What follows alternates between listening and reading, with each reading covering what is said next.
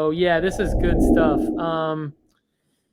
Well, this has been a phenomenal show. Gary, anything else that you have to add, you want to talk about before we wrap here? Anything at all? Wow, anything. Paul, you just open up the floodgates. No, I'm good. I just thank you for everything you do with nooffseason.com and like the hustle you and your team put into the player profiles and the lists and the fact that they're updated. That was the thing. Like I noticed like in a timely fashion, Miles Bridges was moved down the list, right? And Jalen Brunson now has the Knicks logo next to him, not the Mavericks. So like you guys are staying current on it.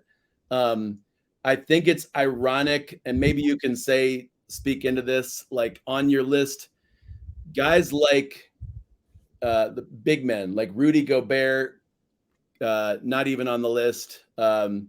The Joker, two-time MVP, is number 19 on the list. And I think what you're doing there is saying, look, yeah, centers don't get a lot of love in the hobby, and so your list is accurate. I just wonder if that's ever going to swing back around in a league where Embiid and the Joker are like battling for MVP every year, and we're buying Luka Doncic rookies who hasn't done anything yet. Like, yeah, it absolutely could, and that's why I'm hesitant to move those guys too far down the list.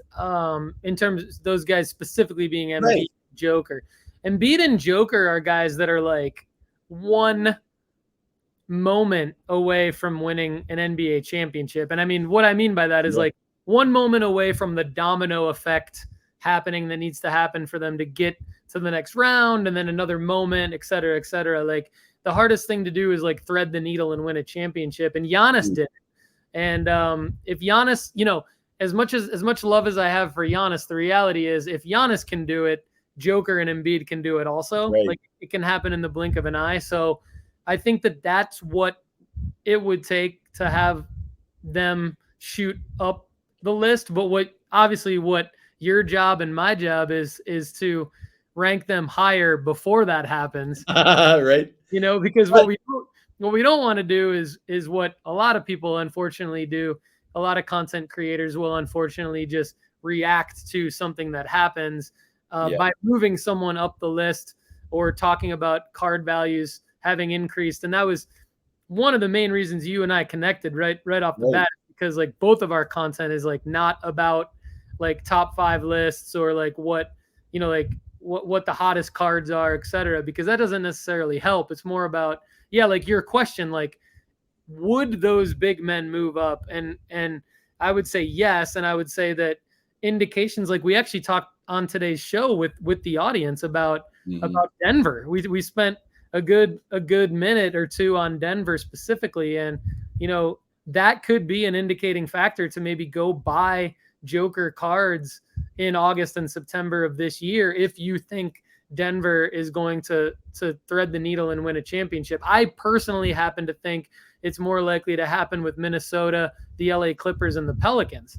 That's just me going out on a limb with some of those. That's just, not being Captain Obvious with some of those other teams. I'm just seeing more indicators for those other teams than I am in Denver. Denver, it's okay. Murray coming back, yes. MPJ coming back, yes. But is that going to be a big enough?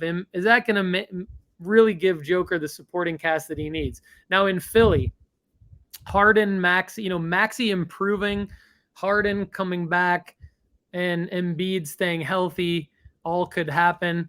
But what are the indicators, that we are going to need to see? To me, it's going to need to be something like Daryl Morey getting busy at the trade deadline again. If we start hearing some of those rumors and Embiid's having Embiid's, let's play this out. Maybe Embiid. Remember Boston they were a piece of crap for the first past season, and then they were the Eastern Conference champs. Could that happen with Philly? Well, if you think that could happen with Philly, and sure enough, Philly lays an egg all the way through December into January, but then they start picking things up again and they make a move. Now all of a sudden Embiid moves up the list because things could play out to where you can buy Embiid low and then he can rise. So that's the way, that's the way you and I both think. That's the way I think. So yeah, and I agree totally. Like a championship would make a huge difference, even just to contend for a championship for any of these guys.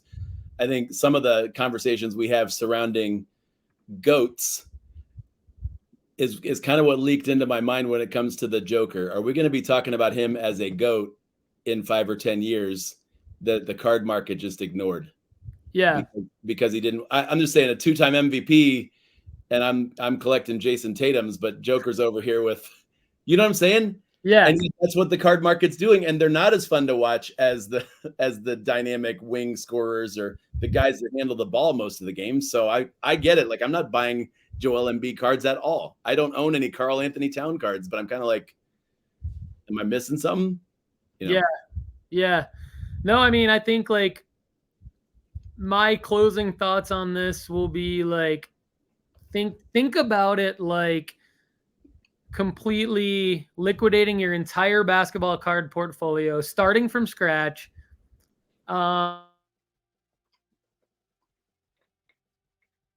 And then taking like investments into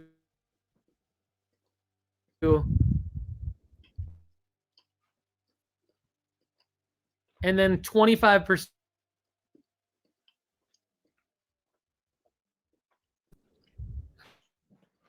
internet connection. Hopefully we come back. All right. Weird. Lost you for a second there. We're back. Sorry about that. Sports card investment portfolio. Yeah.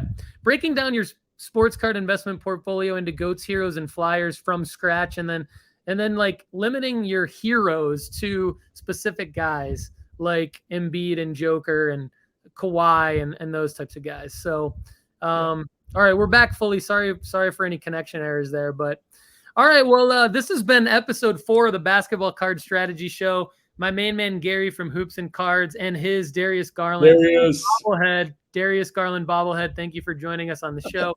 Audience, thank you for participating, watching, and listening. For more, you can visit nooffseason.com, visit hoopsandcards.com, visit sportscardstrategy.com to join the Facebook group, and stay tuned because we will probably be adding Trey Jones, Isaac Okoro, Lonnie Walker IV profiles, maybe a Rudy Gobert profile. Maybe not.